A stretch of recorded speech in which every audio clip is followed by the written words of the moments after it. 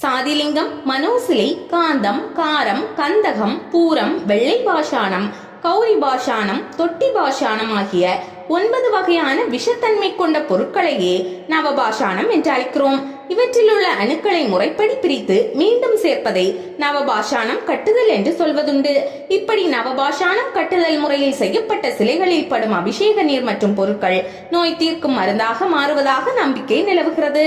அவ்வகையில் முருகனின் அறுபடை வீடுகளில் ஒன்றான திண்டுக்கல் மாவட்டம் பழனிமலையில் அமைந்துள்ள தண்டாயுதபாணி சிலை, கொடைக்கானலில் உள்ள குழந்தை வேலப்பர் சிலை, சிவகங்கை மாவட்டத்தில் உள்ள சுகந்தவனேஸ்வரர் கோவிலில் உள்ள இரட்டை முக பைரவர் சிலை, சிவகாசியில் உள்ள லட்சுமி நாராயணர் கோவிலில் உள்ள பெருமாள் சிலை, தேவிப்பட்டினத்தில் உள்ள நவக்கிரக சிலைகள் ஆகியவை நவபாஷாணங்களால் ஆனவையாகும். முருகனின் அறுபடை வீடுகளில் பழனிமலை ஆலயத்தை தவிர மற்ற 5 தலங்களிலும் சுப்பிரமணியன் என்ற பெயருடன் அருள்பாலிக்கிறார்.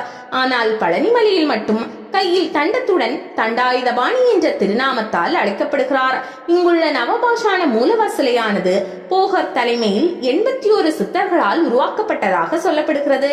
பழனி முருகன் கோவில் மூலவர் சிலை பலவிதமான மூலிகைகளை கொண்டு போகர் தனது கையால் தெய்வ உத்தரவின் பேரில் 9 ஆண்டுகள் செய்த சிலையாகும். ஆனால் முருகனின் தலையில் இருக்கும் ருத்ராட்ச மாலை, கண், மூக்கு, வாய், கைவிரல்கள் என அனைத்தும் ஒளி கொண்டு செதுக்கியதை போல் காட்சி தருவது இச்சிலையின் மற்றொரு தனி சிறப்பாகும். கிட்டத்தட்ட 2500 ஆண்டுகளுக்கு முன் உருவாக்கப்பட்ட ஒரு சிலை இன்று வரை மருத்துவ குணம் மாறாமல் இருப்பது பழனி முருகன் சிலையின் அதிசயமாகும்.